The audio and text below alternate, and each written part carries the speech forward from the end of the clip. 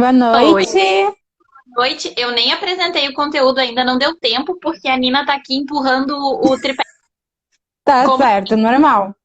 Normal normal. de gato. Boa noite, Josi. Obrigada por mais uma vez aceitar esse convite, né? O objetivo é da gente falar sobre a amamentação, né? A gente trazer para Sim. essa questão do preparo da amamentação, que tem muitas dúvidas. E eu acho que quanto mais informações elas chegam antes de ganhar o bebê, mais tranquilo é. Com certeza. Pessoal, eu convidei a Josi, ela é minha amiga, ela é especialista em amamentação, é enfermeira obstétrica, tá gravidinha, né? E ela entende muito do assunto. Hoje a nossa amiga Lizzie não pôde vir porque ela teve mal-estar do terceiro trimestre de gestação, mas a gente aceita ela lá bem quietinha, bonitinha, se E comportando como sempre. esqueceu de falar que eu também sou tua paciente. E também é minha paciente. É que eu sou suspeita para falar. E tá em obra. Em construção. Tudo bem, vai dar tudo certo. Vai. Mas, Josi, eu tô pensando em a gente começar no básico, né? Que é a dúvida que elas mais falaram lá no grupo, que foi a questão da preparação da mama, né? Durante a Uhum. gestação. Então, eu acho legal a gente começar por aí. Existe realmente essa questão de se preparar para amamentar? É mito? É verdade? O que a Que gente que- pode fazer para ajudar? Então, na verdade, antes da gente falar da questão de preparação da mama, a gente tem que entender uma pergunta que foi feita, que eu acho que a gente tem que falar um pouquinho antes para as pessoas entenderem, é a Exatamente. Ó, questão se a amamentação é fisiológica ou não é, né? Porque surgiu essa dúvida e isso explica também da preparação do aleitamento. A amamentação, ela é fisiológica, né? Não, porque falam muito disso, né? Que o parto é fisiológico, mas amamentar não. Então, eu gostaria que tu explicasse detalhadamente sobre isso pra gente. a amamentação, ela tem uma fisiologia para acontecer, então é fisiológica. Ela tem hormônios envolvidos ali, né? A prolactina, né, que faz a produção do leite, né? A ocitocina faz a ejeção do leite e tem uma cadeia que vai gerar esses hormônios no corpo. Então é fisiológico, sim, né? Sim. Assim como o parto, assim como a cesárea. Mas ela ser fisiológica não quer dizer que ela acontece de uma forma tão tranquila e naturalmente, né? E aí que as pessoas às vezes entram com aquela dúvida se ela é fisiológica ou não, por causa das dificuldades, né? Sim. Então a gente tem que pensar nisso. O que que é? É um processo fisiológico, é um processo natural, mas também é um processo de aprendizagem. E isso às vezes as pessoas pecam e não se preparam nesse processo, porque é uma aprendizagem da mãe com um bebê, um novo ser que está ali com ela, né? Que tem uma personalidade independente da gente estar criando, de ser um bebezinho novo. Cada bebê é diferente um do outro. Então, essa mãe tem que se acostumar com esse bebê e aprender com ele, assim como esse bebê também vai aprender com essa mãe, vai ter uma troca ali. Por isso, é um processo de aprendizagem, né? É. Então, como se preparar para o Só aleitamento materno? rapidinho, Uhum. eu sempre falo com as pacientes que eu falo com elas que assim, ó, na verdade, a gestação e a amamentação é uma coisa que vem pra gente pra ensinar que a gente não tem controle de nada, Com certeza. que a gente é humano e a gente tem que aprender, né? E claro, é fisiológico, ok, mas vai levar uma demanda de paciência, uma prática, né? Um trabalho diário, e isso é o difícil e isso que elas têm que se man- Então, pode continuar. Na verdade, a maternidade nos ensina isso, né? Que a gente não tem controle de nada. Não só o aleitamento, mas tudo que envolve a questão da maternidade, né? Até porque tu, Então, Até porque tu percebe que quando tu engravida, quando tu vai te tornar mãe, tem uma coisa que as mães sempre falam que antes tu não entende, depois tu começa a entender, que é a questão de tu te culpar por tudo, né? E isso é uma coisa que tu só entende, nasce uma mãe, nasce uma culpa, diz o ditado. é justamente isso. Tudo que tu faz, tu te sente culpada, né? E isso é uma coisa que as mães têm que trabalhar mentalmente, porque não é assim. Se a gente se culpar por tudo, a gente vai se sobrecarregar, vai se estressar, e também a amamentação também não tem que gerar uma culpa na mãe. E muitas vezes essas perguntas, elas surgem de mulheres que já tiveram filhos, né? Da preparação da amamentação, justamente por gerar um processo de culpa, né? Então, elas se perguntam muito dessa questão de como se preparar para o aleitamento materno. E isso, geralmente, quando elas perguntam, está justamente associado com o que tu comentou, que é a preparação da mama. Só que, né, aí que a gente tem que abrir um parênteses. Não é a preparação da mama que a gente tem que se preocupar na gestação. É a preparação da mente, da nossa cabeça. É isso que a gente tem que preparar para amamentar. A mama não se preocupa que fisiologicamente, depois do nascimento, que a gente vai começar a trabalhar na questão do aleitamento materno. Mas antes, o que tu precisa saber? Como se preparar? Tu precisa saber como que acontece uma pega adequada, né? Que a gente tem que sempre observar qual é a pega adequada. A gente sempre fala, boca de peixinho na mama, o bebê, vou pegar uma mama aqui para mostrar. O bebê tem que abocanhar toda a auréola, tá? A gente tem um mamilo e tem uma auréola. Então, geralmente, às vezes acontece lá na maternidade, ou quando a mãe não conhece, não tem ninguém orientando, do bebê começar a sugar essa ponta aqui, ó. Uhum. E quando ele começa a sugar só essa ponta aqui, é quando a gente tem as fissuras mamárias, né? Que a gente começa a ficar machucado, começa a ficar rachado, porque o bebê começa a mamar errado. Então, a gente já tem que começar desde o começo a fazer a pega correta, que é toda a parte escura. Tem mãe que tem um mamilo enorme e a auréola enorme. E às vezes elas se preocupam, mas tem que pegar toda a auréola. Não tem como, porque a boca do bebê é menor. O que tu vai observar? Que pegue pelo menos uma boa parte da auréola, mas nunca pegue só o mamilo. E a parte da auréola que mais vai ficar à mostra tem que ser a parte superior. A parte inferior não, né? Isso é a maneira da pega adequada. Queixo do bebê tem que estar encostado na mama da mãe. Narizinho do bebê livre para respirar. O corpo do bebê, o tronco dele, tem que estar encostado no tronco da mãe, na barriga da mãe. Depende da posição que ele tá, mas tem que estar encostado, né? Depende da posição que tu vai fazer. Cuidado que com suporte, porque senão a fisioterapeuta aqui já xinga. Exatamente. Então, a gente tem que observar isso na pega. Outra coisa, as bochechas do bebê. Elas têm que estar, na hora de estar sugando a mama, enchendo de leite. E isso tu consegue observar, que quando eles fazem o movimento de sugar, as bochechas ficam cheias. O bebê nunca pode fazer isso.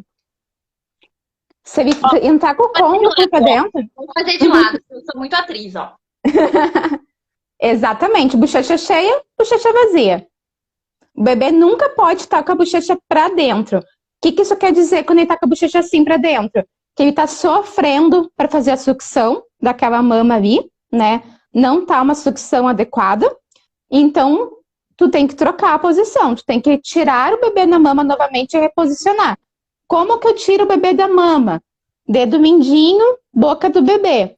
Porque se eu simplesmente puxar o bebê, eu faço um efeito de vácuo para fora da mama e vou machucar mais ainda aquela fissura que eu posso estar originando ali, né? Então, isso a gente tem que saber corretamente como colocar o bebê. É o primeiro passo que a gente tem que ver na questão de regras e dicas para saber amamentar, tá? Outra coisa importante que a gente tem que saber, né, para se preparar para a amamentação, saber a importância da primeira hora da mamada. Isso é uma coisa que as pessoas às vezes não comentam muito e é muito mais importante do que tu ficar achando maneiras de preparar a tua mama, é tu saber a importância desse momento, né?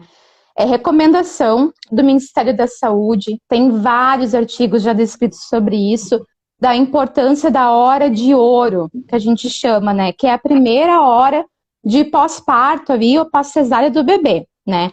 Essa primeira hora, o bebê tem que ter contato pele a pele com a mãe. Por quê? Porque além de regular a temperatura do bebê e regular a respiração e a frequência cardíaca do bebê, também vai estimular o vínculo da mãe com o bebê. E esse vínculo sendo estimulado é principal ponto para desencadear um aleitamento materno duradouro. É muito importante essa primeira hora.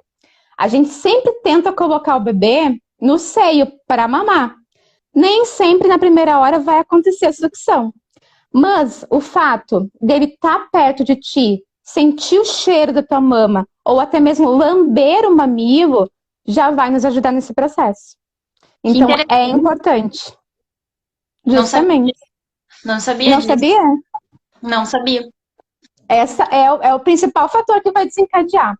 Quando a gente tem uma hora de ouro, que a gente chama, né, que é esse contato pele a pele, que a gente fala, a gente consegue garantir que o aleitamento dessa mãe vai ser mais duradouro e com menos dificuldades também. Então, é muito, muito importante essa questão toda. Agora, eu tô falando isso, eu comecei a pensar nas mães que os bebês têm que ir para anel. Deve ser difícil, né? Dificulta. Bebês que são separados da mãe logo no nascimento, com certeza dificulta a questão do aleitamento materno, né? Justamente porque nesse primeiro momento de contato, a gente vai ter também a produção da ocitocina, que é o conhecido hormônio do amor, por causa desse vínculo, né, materno que vai ter entre mãe e bebê, né? Então, a prolactina é aquela que faz a produção do leite e a ocitocina é aquela que vai fazer a ejeção do leite. A ocitocina a gente produz através dessa troca entre a mãe e o bebê. Pois é, e ninguém fala, quer dizer, hoje falam mais, mas ainda precisa ser mais divulgado. Quando eu fiz o curso de doula, eu gostei bastante da pediatra que falou, justamente que é importantíssimo esse contato pele a pele, né? Que dá para, com esse contato pele a pele, não precisa tirar a criança para examinar, pode deixar uma hora ali, o tempo que. Acho que é uma hora, né? Uma hora no mínimo. Uma hora no mínimo, esse contato. E com alguns movimentos do bebê, tu já consegue avaliar o que eles precisam para não tirar bruscamente da mãe. Então, eu fiquei realmente tocada quando elas falaram isso, porque a gente vê em vídeos realmente tirando o bebê da mãe, levando para exame, toca, e uma criança que nunca foi tocada. A recomendação sempre é tirar da mãe para fazer procedimento se tiver uma necessidade, né? Se o bebê não nascer bem, precisar de algum procedimento, é a situação em que tu vai tirar da mãe para levar para um berço e fazer o atendimento, né, que ele necessita. Agora, se o bebê nasceu bem, né, choro vigoroso, bom tônus, não tem necessidade de tu tirar ele da mãe ali, a recomendação é o contato pele a pele, né? Eu sei que existem muitos hospitais que já estão fazendo esse contato pele a pele e que respeitam essa hora de ouro, mas ainda temos instituições que não fazem isso, né?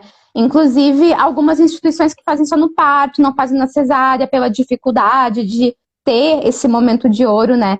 Mas na cesárea, a gente também consegue proporcionar o contato pele a pele, da mesma forma. Eu sei que tu tá aí quietinha, conta pra gente como é que foi teu contato.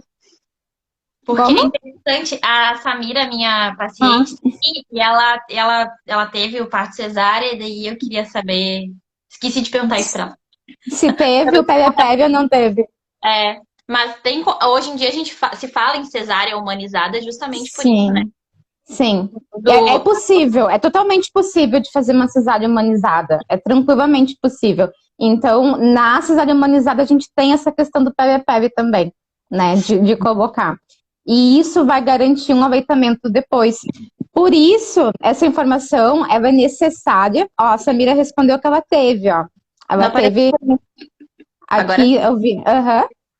Ela teve esse contato.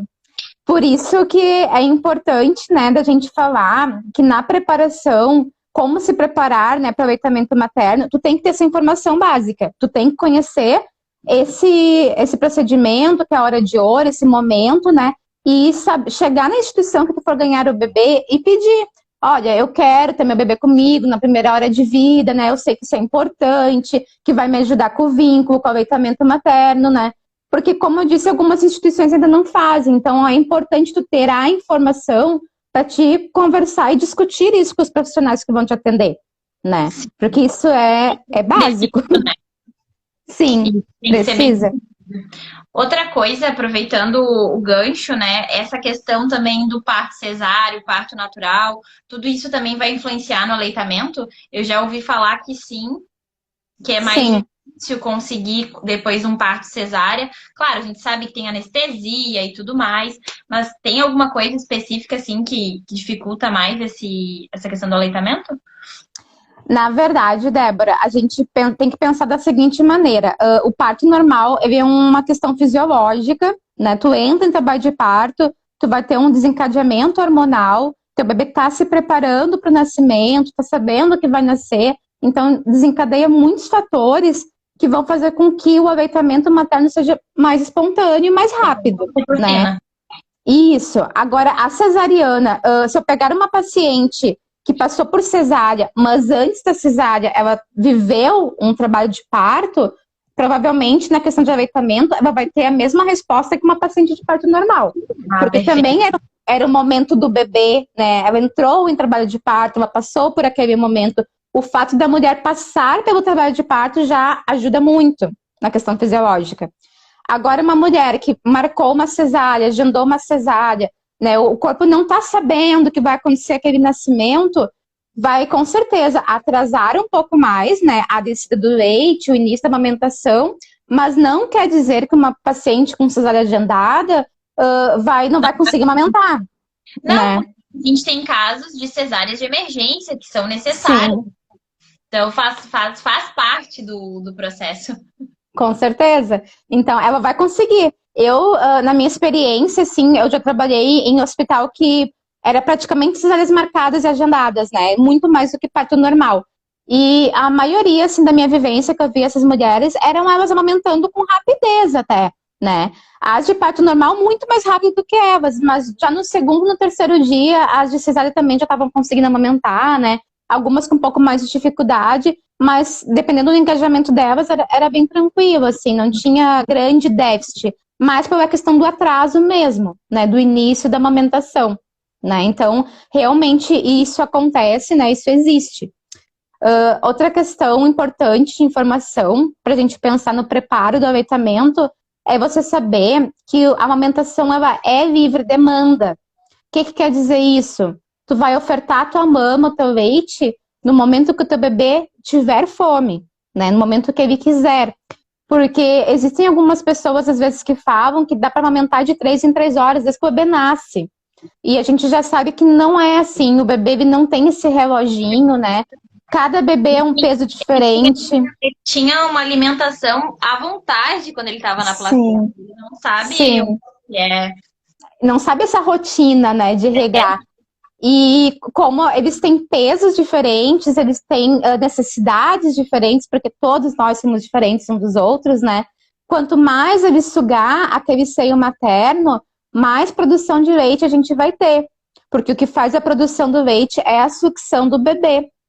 Então, isso é a importância da livre demanda. Quando tu dá livre demanda para o bebê, ele está conseguindo produzir a quantidade de leite adequada para ele. Para né? ele, a quantidade que ele precisa. Exatamente. E essa questão da livre demanda tem um prazo, assim, uma quantidade de meses, ou vai de mãe para mãe? É muito relativo. Na verdade, a recomendação sempre é livre demanda. O que acontece é que o bebê chega no momento em que ele mesmo vai estabilizar a frequência, o intervalo de mamada dele, né? Porque o que acontece? Quando eles começam a sugar livre demanda no começo, às vezes eles sugam num intervalo menor ali, é para produzir a quantidade de leite que eles precisam. Quando a mama produz a quantidade de leite que eles precisam, eles param por um tempo numa frequência mais adequada. Só que o que acontece? Então. Sim, porque produz a quantidade de leite até estabilizar, daqui a pouco eles vão espaçar um pouco mais a frequência do aleitamento. Só que, em um determinado momento, eles diminuem de novo esse intervalo da mamada. Por quê? Porque eles têm que crescer, né? E eles crescem rápido. Então, quando eles vão crescer, para produzir mais leite, quantidade de mais leite que eles precisam, eles vão ter que, de novo, diminuir a frequência, né, o intervalo das mamadas, para produzir mais quantidade de leite. Então, de novo, eles diminuem até estabilizar a frequência. Então, a gente nunca vai regrar o tempo justamente porque ele vai produzir a necessidade de leite que ele quer, né? O Ministério recomenda exclusivamente até os 6 meses o leite materno, sem água, sem chá, nem nada, só leite materno. Então, até os 6 meses ele vai fazer isso, né? Porque é o único alimento dele. Então a gente vai ter a livre demanda devido a isso. Comprovação científica que essa questão da amamentação não é só, as mulheres querem amamentar para mostrar que amamenta. Não, é comprovado cientificamente os benefícios da amamentação desde a primeira hora de após o parto até é fundamental para o desenvolvimento da criança. E Com assim, certeza. a gente sabe, se a gente linkar com a psicologia aqui também, que isso vai fazer diferença na criança quando ela tiver uma certa idade. Então, não é só questão de status, não, tem que amamentar, não é isso. É questão de saúde da criança mesmo. Não, aleitamento materno nunca vai ser uma questão de status, sempre é uma questão de saúde. Até porque, se tu for comparar aleitamento materno com uma fórmula, por exemplo, a fórmula, ela tem uma proteína, né, de leite que a gente não tá, quando nasce, habituado a fazer digestão daquela proteína. Às vezes vem alguém e te fala, mas dá uma fórmula para ele de noite que dorme a noite inteira. Eu não tenho dúvidas disso, porque ele demora muito tempo para conseguir fazer aquela digestão, né? Então, o leite materno ele é muito mais leve, né? Ele absorve mais rápido. Ele tem agentes imunobiológicos que tu não encontra em fórmula, né? Então, ele é muito mais rico do que a fórmula pediátrica, né? Então, não é uma questão de status, não.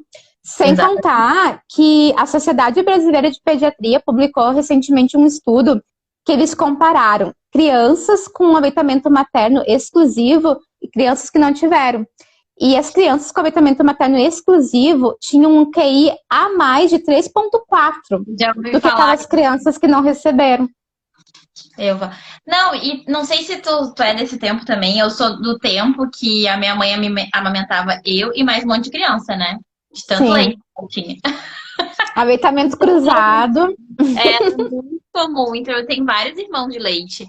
E eu nunca vi como um problema a questão da amamentação, mas hoje, como eu trabalho com a saúde da mulher, eu vejo muita coisa. Por exemplo, tem as mulheres que amam, que acham maravilhoso, que vão demorar, e tem as mulheres que não querem amamentar de jeito nenhum. E a gente respeita, a gente entende. Mas justamente se a gente faz esse preparo mental, elas vão entender a importância e vai ser diferente. E claro, vai amamentar o tempo que for necessário.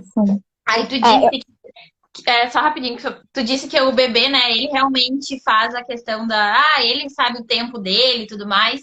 Aí eu vejo, esse é o tempo que as mães marcam consulta comigo, porque ela sabe que tem a hora da mamada e eu tô livre pra ir ver a Débora. Sim, porque conhece já, né, o tempinho de intervalo. É justamente isso. Eu te cortei bem na hora que tu ia falar sobre isso, dessa questão da amamentação, né, que é polêmica. É polêmico, sim. Eu ia falar uma coisa, mas agora me esqueci. Grávida, né? Depois eu lembro. Ou não era necessário. Sim. Mas a questão do aleitamento materno em si, ele tem essa importância, né? E agora me lembrei do que a gente ia falar, da questão de respeitar a mulher que não quer amamentar. Eu sempre digo assim, a gente sabe os benefícios do parto normal, né, com relação à cesárea. Se a mulher, mesmo sabendo, se ela tem conhecimento, se ela tem informação, e mesmo assim ela opta pela cesárea, pelo menos ela já teve informação. Ela sabe e ela tem como escolher, né? Então, ela não foi pra cesárea porque não sabia que um parto normal era bom. Não, ela sabe todos os benefícios, mas ela optou pela cesárea. Vai ser respeitada da mesma forma, uma escolha daquela mãe. Assim é o aleitamento materno. Se a mulher sabe todos os benefícios do aleitamento materno e mesmo assim ela opta por dar fórmula, é uma escolha dela. E ela tem que ser respeitada, porque cada ser humano é diferente um do outro, né? A gente tem limites diferentes, né? Coisas diferentes são importantes para nós. Então, se tu tem aquela informação e mesmo assim tu decide, não é para mim, tem que ser respeitada da mesma forma. Eu acho que as mães, no geral, são muito julgadas o tempo inteiro e isso não cabe mais. O que é pior é por outras mães. Sim. Por outras mães. A gente vem numa sociedade que mulher adora julgar a mulher. Tu já viu que homem adora dar a mão pro homem? Vamos lá, vou jogar um futebol, tomar uma cerveja. Mulher não. É verdade. Estamos mudando, meninas. Estamos mudando isso, ainda bem. Uma coisa assim tem que ser falada. Por exemplo, tem pacientes que falaram, eu amamentei o tempo que foi necessário. E tá tudo bem. Foi melhor pra você, foi melhor pro seu filho. Tá tudo bem. Quem sou eu pra te julgar? Tu que sabe da tua rotina, da tua dificuldade. Porque a gente sabe se é uma outra... Enganja com outro... Linka com outro assunto, que é a questão da dor para amamentar, né? Sim, também. E às vezes as mulheres acabam optando justamente por largar o aleitamento em função disso, né? Só que a gente sempre tem que pensar em que tipo de dor que ela tá falando. Por quê? Porque logo depois do nascimento, principalmente quando é primeiro filho, né? Existe uma dor moderada por causa da descida do leite, da modificação das mamas, que vai durar até o 5º dia ali, mais ou menos, mas é uma dor moderada, totalmente suportável, né? Agora, aquelas mulheres que têm uma dor extrema, muitas vezes estão com uma pega errada, o bebê pode ter freio lingual, pode estar machucando a língua, né? A língua, desculpa, o mamilo, e não pode ter sido visto, né? Às vezes está com alguma questão de engurgitamento mamário, então tudo tem que ser avaliado, né? O que é o engurgitamento mamário? Um pouquinho. O engurgitamento mamário, ele tem o fisiológico e tem o patológico, né? Porque até o 5º dia, mais ou menos, pós-parto, tem que ter a descida do leite. Essa descida é chamada de apojadura também. E ela é a prolactina que vai fazer a produção com um sinal de que teve o nascimento do bebê, né? Manda lá pro hipotálamo, avisa, vai ser produzido leite. E daí, como aquele corpo não sabe a quantidade de leite que vai mamar, enche. A mama vai ficar muito maior. Tu vai acordar de manhã, vai achar que botar num prótese de silicone no seio, né? Engurgitamento fisiológico, normal. Até o bebê começar a sugar e adequar a produção de leite, que não vai demorar muito, se tiver tudo correto, pega adequada, tudo certo, vai passar aquele engurgitamento. Quando as coisas não andam muito bem, esse engurgitamento pode virar patológico. Tu tem uma mama empedrada, né? Que é a mama que eles falam quando dá empedramento também. E daí a gente vai ter que entrar com algumas medidas para poder ajudar aquele engurgitamento ali, tá? Então... Tava vendo então, isso é o que a gente cuida, né? Nessa questão de que pode gerar dor também. Então, o engurgitamento a gente faz algumas medidas para evitar que ele aconteça, né? Sim. Quais são essas medidas que a gente pode pensar para evitar já na maternidade? Tu vai começar a amamentar teu bebê. Pega o hábito de sempre fazer uma massagem no teu seio, né? Cadê minha mama aqui? Vou pegar essa aqui. Nasceu, né? A massagem é quando nasceu, porque a gente tem que cuidar... Depois de nascer. Porque assim, ó, às vezes tem recomendação de preparo de mama na gestação. Mas como eu tô dizendo para vocês, o principal preparo na gestação é essas dicas, é tu saber, tu ter informação. Não é tu ficar manuseando teu mamilo, não é tu ficar preparando, não é passar bucha vegetal, né? Que as pessoas falam... A bucha vegetal não passa mais, não. Mas... Não passa, né? Por quê? Porque a bucha vegetal, tu acaba passando e com o atrito, ela tira aquela gordura natural que protege teu mamilo, né? Então a gente não passa bucha, a gente não prepara a mama para amamentação, a gente prepara a mente da gente, tá? Então, tu vai pensar assim, ó, nasceu o bebê, tô com o mamilo aqui, tá? Eu vou fazer massagens. Antes de amamentar meu bebê, eu tenho que preparar essa mama aqui. Aí eu posso colocar a mão aqui, fazer umas massagens circulares ao redor da mama. Aqui, tá? Ó, é daqui pra baixo, né? A gente pode só soltar primeiro. Eu não preciso ter uma ordem, tá? Pra fazer. Não precisa ser de baixo pra cima, né? Eu tenho só que massagear circular pra quê? Pra soltar o leite que tá aqui, tá? Uhum. Eu posso fazer essa massagem circular aqui, não importa a ordem que eu vou fazer, o importante é que eu faça a massagem. Posso pegar as minhas duas mãos e fazer como se fosse um pãozinho, tá? Dos dois lados, aqui. E por último, quando eu já soltei todo aquele leite que tá ali dentro, eu vou pegar na ponta da auréola aqui e vou esgotar um pouco dessa mama. Para que eu vou fazer isso? Para que o mamilo, a auréola, estejam macios para o bebê poder sugar. Porque às vezes com o engurgitamento, se a gente não tem o hábito de prevenir o engurgitamento, que é fazer a massagem, pode estar endurecido. O bebê, para pegar um mamilo duro, com uma auréola dura, ele tem dificuldade, ele pode te machucar, daí pode vir até uma fissura decorrente disso, né?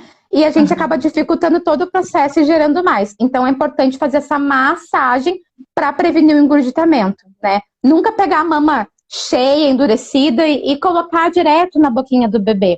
Preparar a mama antes. A ordenha, né? Nossa, aí deve doer. No começo, nos primeiros dias, pode ser que tu sinta um pouco de dor, mas como eu disse, tem que ser uma dor moderada. Tratamento verdadeiro, assim. Sim. Pode ser uma dor moderada, mas não é para ser uma dor absurda tu fazer massagem, é justamente para te aliviar. E daí depois o bebê pode sugar tranquilamente, tá? Terminou de sugar, tirou do seio, faz mais um pouquinho de massagem e tira só mais um pouquinho de leite, né? Passa o teu leite no mamilo. Teu leite no mamilo, ele é o melhor remédio que existe para prevenção de fissura mamária. Às vezes as pessoas usam pomadas, né? E Vedecler, usam óleo de girassol e não tem necessidade, né? Até porque assim, ó, se eu já tiver uma fissura, por exemplo, e eu vou querer curar minha fissura com a pomada que alguém me explicou, usam muita lanolina, né? Vou passar a lanolina aqui. O que acontece? Ah, mas a lanolina o bebê pode sugar e não vai ter problema nenhum, né? Porque não, ele é comestível. Ele é realmente comestível, para o bebê não vai dar problema. Só que tu já tá com o mamilo machucado, passou a lanolina, o bebê vai sugar, ele vai acabar escorregando e vindo para a ponta do teu mamilo. E daí tu acaba gerando um ciclo vicioso ali de fissura. Então, o melhor mesmo é tu prevenir com o teu leite mesmo ao redor do mamilo, né? Para que não tenha fissura e fazer a massagem previamente para que tu não tenha esse problema de engurgitamento, né? Sim. Prevenção é melhor. Porque depois que tá com a fissura, daí tem que chamar consultório de aleitamento materno. Aí tá com a fissura, tem que chamar. Aí tem que chamar o socorro. Tem que chamar o socorro. Tem que chamar o socorro. Não, é que aí é que tá. Tentou fazer tudo isso, não deu certo, daí você vai precisar de uma consultoria de aleitamento ali, uma pessoa vendo, identificando as falhas, né? Tratando essa possível fissura, porque fissura é aquela história. Deu uma fissura. Se a gente não corrigir o que tá causando a fissura vai voltar e vai continuar sendo dolorido. E assim, ó, a fissura, se tu conseguir fazer esses atos de prevenção desde o início que eu tô mostrando para vocês, sucção correta, né, prevenir engurgitamento, provavelmente tu não vai ter um problema ali de aleitamento. Agora, se tu tiver e der uma fissura, porque a fissura ocorre pela pega errada do bebê, né, ou pelo freio lingual do bebê também, que ele pode ter, e daí tu vai ter que reverter. Porque quanto mais machucado tá, mais o bebê suga, pior vai ficando. Então, quanto antes tu chamar alguém que entenda de aleitamento para te acompanhar, mais rápido tu vai conseguir resolver. Porque tem mães que desamamentam por causa disso, né? Porque a dor realmente é forte e acabam não conseguindo manter. É o caso das mulheres que têm não é empedrado, como eu esqueci o nome. O engurgitamento empedrado é quando é engurgitamento patológico. Patológico, daí tem casos que é cirúrgico, né? Daí não tem... daí, tipo, extremos, assim, tem pessoas, às vezes, que pra chegar no cirúrgico, tipo, botar dreno pra poder drenar, que tá com pus e tudo, tu tem que estar nesse processo há muito tempo, assim, sabe? De não conseguir tirar o seio. Eu já vi seio empedrado mesmo, com aparência de pedra, sabe? E daí vai pra fazer drenagem. Exatamente. Aí não tem muito para onde correr, né? Mas o ideal é justamente fazer o preparo mental, fazer esses cuidados iniciais que tu falou. Aí não conseguiu de nenhum jeito, procura ajuda, senão vai empedrar realmente. Aí vai ser mastite. Isso aí, Liz. Obrigada. Mastite. Tava tentando lembrar o nome. Gente, a gente já vai ler as mensagens aqui, tá? É só porque para mim tá muito branco, eu não tô conseguindo ler. Sim, por causa, acho que da parede, não é? Tem que trocar a legenda para amarelo, então. Sei. E outra coisa, assim, que eu lembrei aqui agora, essa questão do tipo do bico do peito vai influenciar muito? Tem casos de jeito nenhum a mãe conseguiu amamentar por causa disso? Assim, ó, até, deixa eu pegar os meus seios aqui, ó. Eu tenho, né, uma tripinha com vários tipos de seios. Mais tipos de mamilos, desculpa. A gente tem mulheres diferentes, então tem mamilos diferentes também. A questão do mamilo, às vezes, pode dificultar um pouco o aleitamento materno, mas não existe nenhum mamilo que vai impedir a amamentação. As pessoas têm um grande tabu com o mamilo invertido, tá? Que é o mamilo para dentro, né? Por quê? Porque acham, às vezes, antigamente se fazia muito de ter recomendação até médica de tu ter que puxar isso aqui para fora, tem que tirar. Daí, às vezes recomendavam cortar uma seringa de... Como? Usar aquelas bombinhas, já falaram mesmo antes de tu estar grávida, usar essa bombinha para sugar. Sim, eu já recomendavam... Tudo isso, é absurdo. Essa do marido sugar também, os médicos às vezes recomendavam. Cortar a seringa de 20, a parte do êmbolo, e fazer uma sucção com uma seringa de 20 para colocar para fora. Faziam muito assim no hospital, e até pouco tempo eu já vi em hospitais municipais isso, tá? Já me relataram recentemente que isso ainda acontece. Para preparar o mamilo, passar azeite, puxar para fora. Só que, se a gente fica estimulando o mamilo, a gente também pode estimular a contração uterina, né? A gente não recomenda. Por que não recomenda? O último manual do Ministério que a gente tem, inclusive fala sobre isso, que não há necessidade de tu preparar um mamilo invertido antes do nascimento do bebê. O bebê não suga o mamilo, o bebê suga a auréola, né? Então a gente não tem que ter essa preocupação excessiva com o mamilo. E o mamilo tem muitos receptores ali na região, é um ponto muito sensível, tanto que a Thaís aí ela vai falar que é uma zona erógena. Eu sempre troco. Sempre troco o nome. Mas depois ela me corrige aí também. E é uma região muito sensível. Então, se imagina ficar usando embo, E daí tu acaba fazendo o que? Quando tu usava esses embos, essas coisas todas, às vezes tu tornava até a pele mais fina, mais sensível do que ela já era, né? Então, o que a gente faz com o mamilo invertido? A gente espera o bebê nascer para ver como é que vai ser a pega. Eu já peguei muitos casos de mamilo invertido que não precisa fazer nada, né? Que simplesmente a criança nasceu, a gente colocou no peito, ele sugava melhor do que mãe com mamilo protuso, sabe? Então, não era isso que define. Só que a gente tem que primeiro ver como é que vai ser essa sucção para ver se vai ter necessidade de entrar com alguma técnica, alguma coisa. Mas fora isso, não tem preocupação com relação a esse mamilo. O que se fazer antes de até o bebê nascer, então? Não. Preparar a mente, pensar o que ela tem que cuidar, o que ela tem que prestar atenção, ver vídeos sobre as pegas, como é que é a sucção correta. Justamente. Né? Preparar a cabeça. Preparar a cabeça, a gente tem que preparar a cabeça para tudo, gente. A gente é humano, a gente veio aqui para preparar a cabeça. Né? A Josi é a minha paciente, às vezes a gente faz fisioterapia, às vezes a gente fala de coisas. A gente conversa, às vezes faz exercício, conversa, fica ali conversando. Mas é normal. Essa questão do fluxo ali, a gente consegue ajudar também na questão do fluxo? Se tiver algum problema no ducto, alguma coisa assim? Tu diz a produção de leite? Isso. Por exemplo, ela tem a produção de leite, mas o fluxo que sai na mama é pouco pro bebê. Tem alguma coisa assim que a gente consiga fazer para ajudar ou tem que ir direto para a ordenha?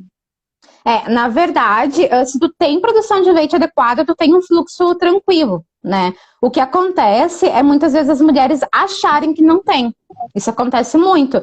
Por quê? Porque às vezes vai na maternidade, tem apojadura e elas do nada veem que o leite esguicha, né? Num primeiro momento. Daí elas acham que sempre vai ser assim.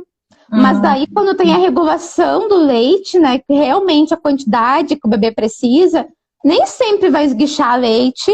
Só que se o teu bebezinho tá pegando peso, se o teu bebezinho tá ali com 4 a 6 fraldas de xixi por dia, de cocô fazendo, não tem porque ele tá recebendo um bom fluxo de leite, né? Não existe outra maneira da gente avaliar um bom fluxo sem avaliar o peso e avaliar a quantidade de eliminações do bebê. Se tá tranquilo, não tem falta de fluxo.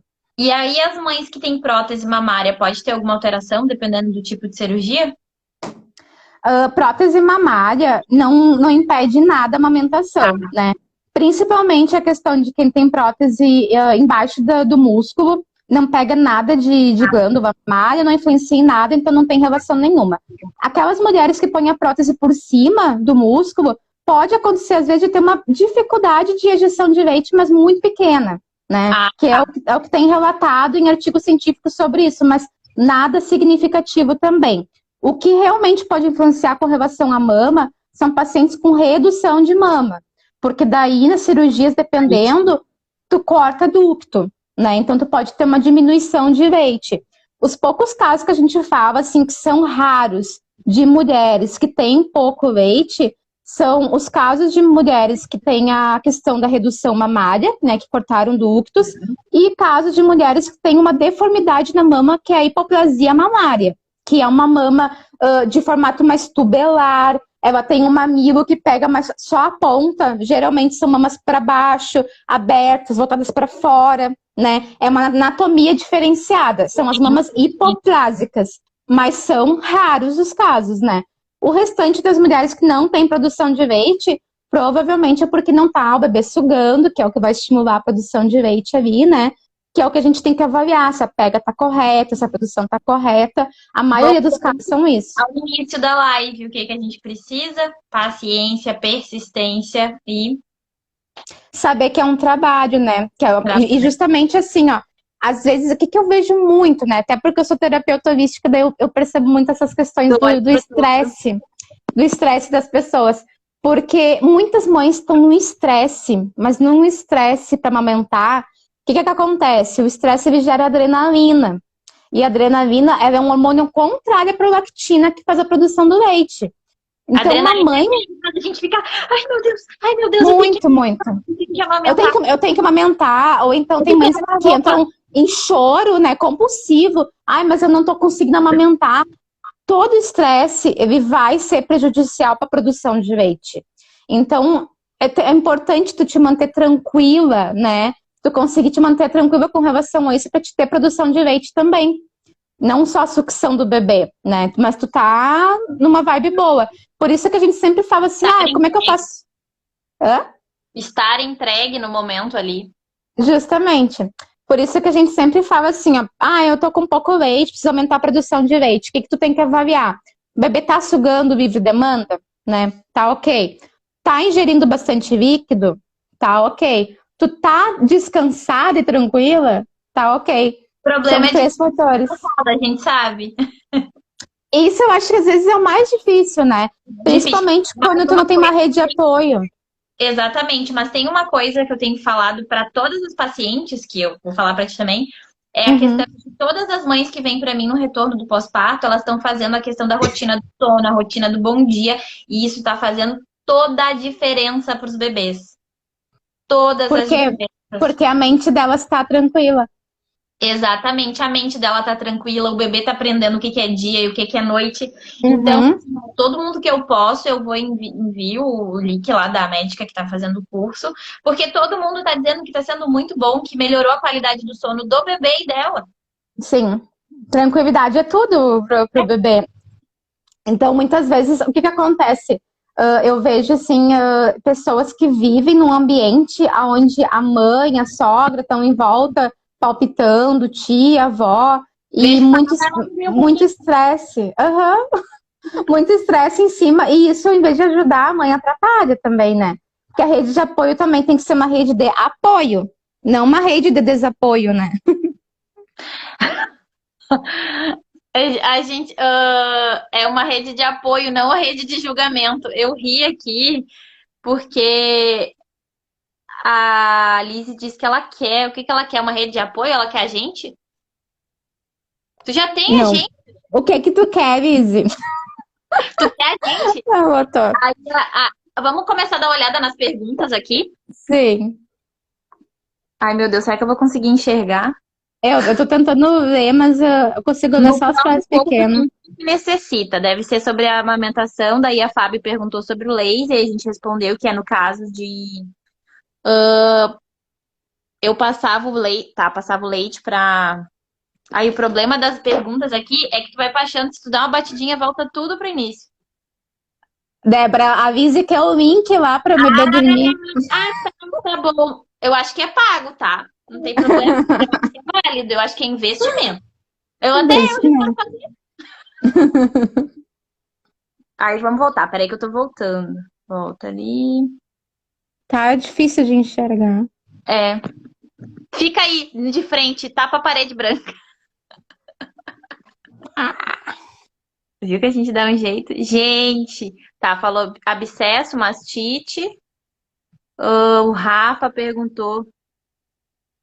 Mas tem muitas mães que trabalham e nem tem como amamentar até o 6º mês. Isso também é compreensível. É. Importante e isso. até a nossa legislação tá errada com relação a isso, né? Porque o próprio Ministério da Saúde recomenda isso. E daí a gente vê que muitos lugares não tem obrigatoriedade. E realmente, quando tu tem 4 meses de licença, tem que voltar pro trabalho, é difícil, né? Com 8 horas por dia, manter o aleitamento exclusivo.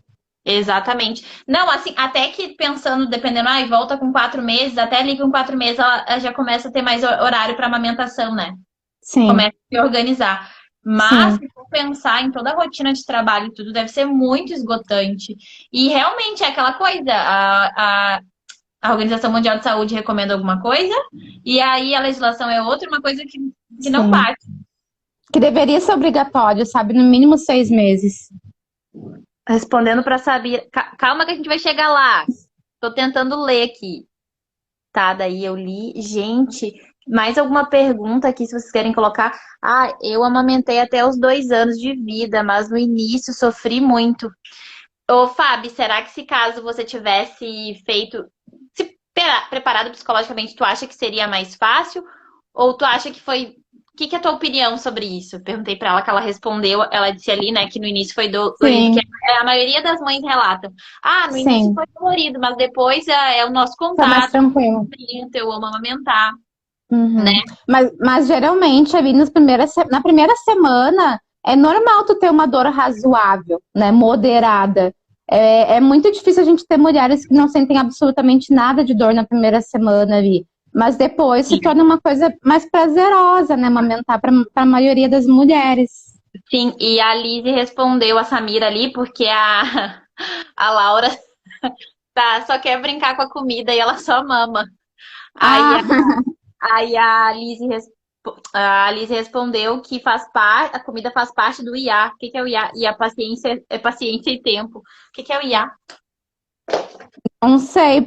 Vise, responde aí, porque eu não conheço essa sigla. Introdução alimentar. Ah, tá. Então tá bom. Aí perguntaram, tô iniciando a interação alimentar. Ih, tu entendeu? Tem que me preocupar do Sim. bebê se explorar a comida e eu seguir com a livre demanda? Sim, pode seguir com a livre demanda, independente do bebê estar explorando essa questão da comida, não tem problema. Só não pode deixar ele pegar de chupeta, né? Porque às vezes isso pode acontecer do bebê também começar a abusar um pouco, não tá mamando, tá só chupando. Daí também não precisa estimular esse tempo todo ali. Mas pode dar livre demanda sim. Deixa eu subir lá. Vou tentar subir até o início da conversa lá, ver o que que veio. Pois é.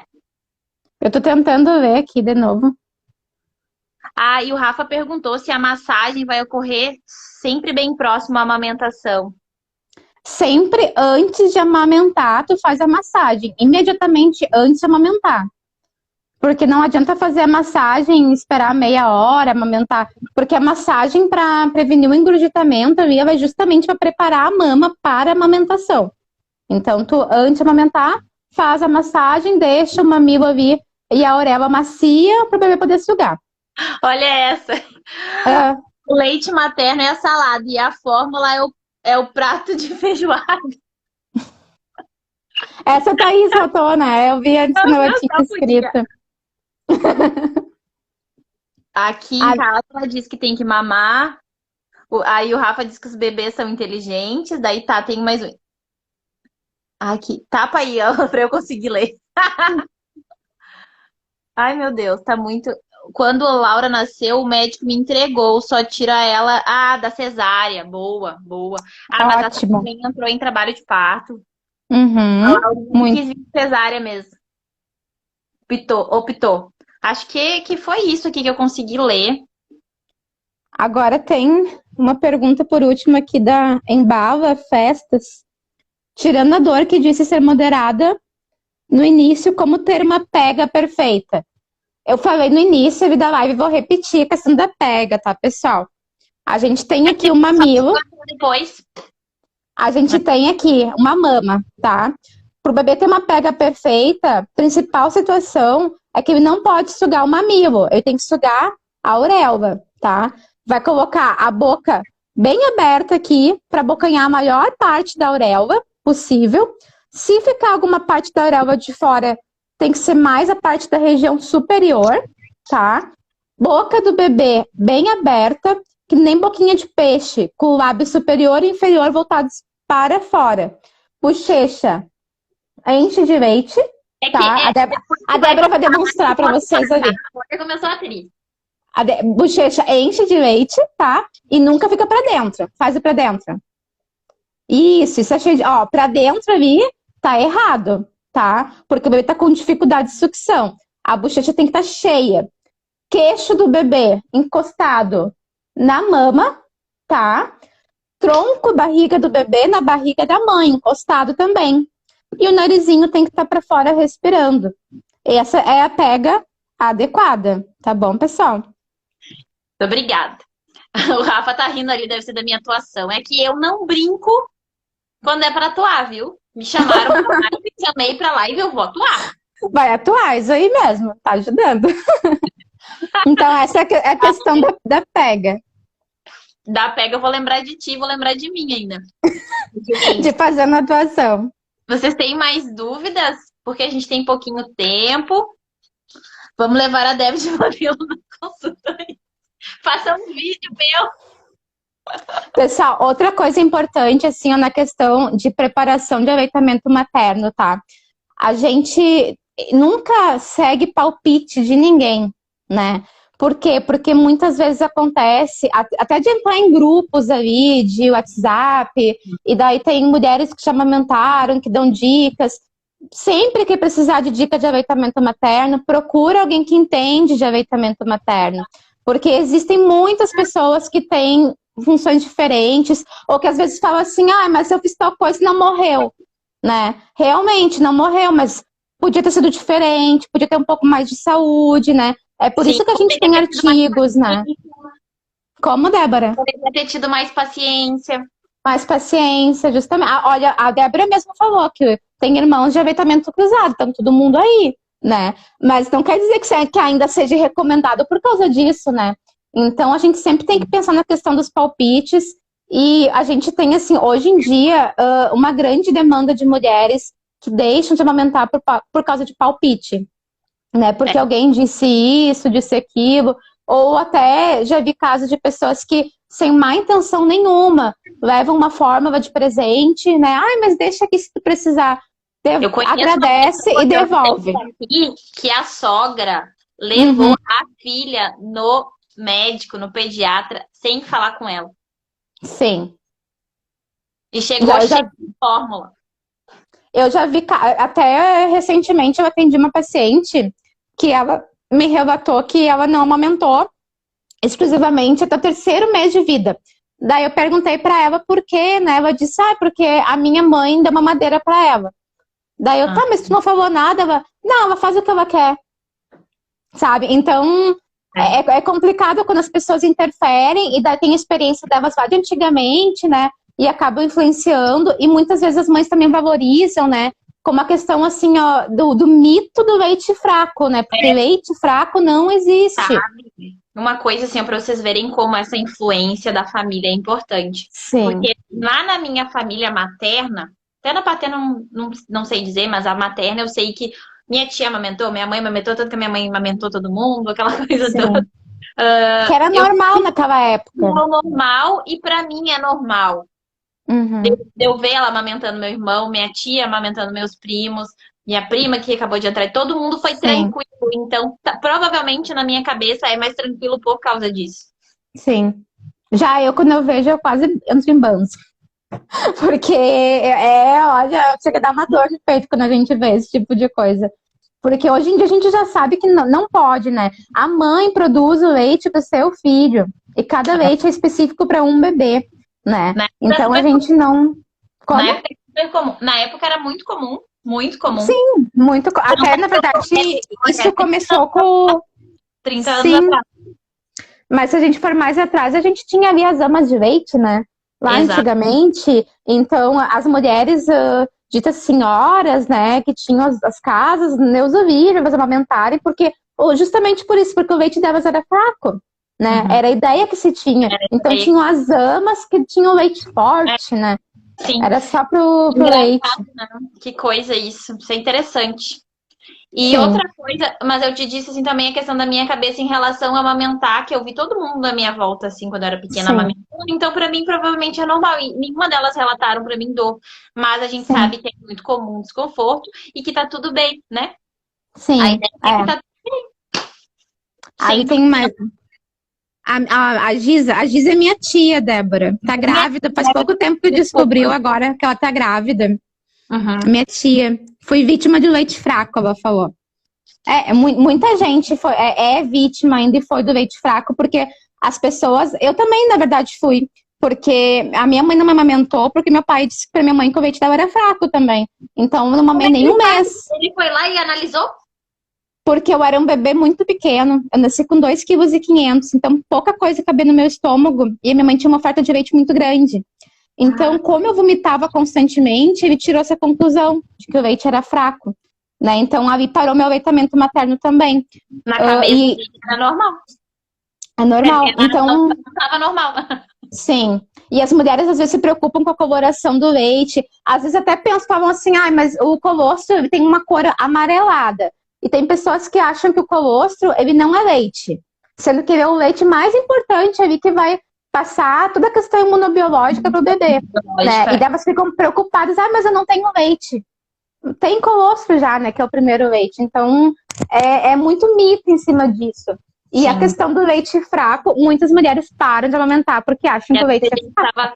E o que a gente estava conversando hoje, né? Além de ter muito mito, a gente joga nas redes sociais e ainda aparecem informações erradas, que é pior ainda. Justamente, eu tava falando com a Débora hoje, antes da live, que às vezes tu joga no Google ali alguma coisa de aleitamento materno. Gente, tem site de saúde ensinando coisa errada de aleitamento materno, sabe? E não digo errada, mas assim, ó, lá de 30 anos atrás. Que eles pegaram as coisas de 30 anos e botaram na atualidade como se ainda hoje devesse ser dessa forma, sabe? Então, não tá atualizado com um caderno do Ministério, não tá atualizado com artigo científico, com nada. E as pessoas, às vezes, vão ali, veem que é um site de saúde, confiam naquele site e seguem aquelas dicas, né? Então, isso é muito importante. Outra coisa que eu me lembrei que é muito importante, Débora, na questão, assim, de tu preparar para o aleitamento materno, tá? Nunca vai para a maternidade com bico nenhum artificial. Pensem que tudo que é artificial é contra o aleitamento natural, tá? Porque o aleitamento ele é um processo natural, ele é uma aprendizagem, mas ele é um processo natural. Então, o bico atrapalha. O bebê tem que aprender a sugar um seio, que não é fácil, porque tem toda uma movimentação para fazer. Os bebês, muitas vezes as pessoas não sabem ou não percebem, eles nascem ortognáticos, com o queixo para dentro, porque senão não passariam na pelve. Tá? Não consegui evitar isso. Não tem como evitar. Então, o que acontece? Esse queixo, para vir para fora, uma das principais coisas que vai estimular a musculatura da face do bebê é justamente a sucção. Por quê? Porque a sucção é um trabalho para o bebê, né? De abrir a boca, colocar a língua para fora no mamilo, puxar a língua para cima, trazer o leite para a boca. É todo um trabalho que ele faz, né? Todo um processo. Quando tu coloca um bico ali, já era. Tu colocou um bico artificial para chupeta, uma sucção não nutritiva. É um tipo de sucção que ele vai fazer. Atrapalha ele. Mamadeira, Deus o livre. Tu tá dando alimento para ele de graça, sem fazer esforço nenhum. Então já se atrapalha na questão dos bicos. Tem pessoas também que levam aquelas bico de silicone para colocar, às vezes até não questão do membro invertido, que a gente falou agora há pouco. Porque como não acha que não tem um mamilo, eu tenho que botar um bico de silicone aqui. Sim. Não preciso, né? Eu vou primeiro avaliar essa mamada, porque o bico de silicone causa atrito na mama e pode causar fissura, né? Então, é muito importante tu esquecer de bico artificial, não introduzir bico artificial que vai atrapalhar. Vai atrapalhar. Perfeito, respondido. Meu bem, muito obrigada. Obrigada eu que agradeço. a todos que assistiu, adorei. Claro que daqui a pouco a gente tem mais ideias e vem mais lives. Sim. Obrigada. Passou rápido. Sim, já deu 1 hora. Um beijo. Passou muito rápido. Beijo. Obrigada, boa noite. Foto. 1, 2, 3 e... Ai, sim. Aí, beijo. Boa noite, Beijo. gente. Tchau, tchau. Boa noite, pessoal.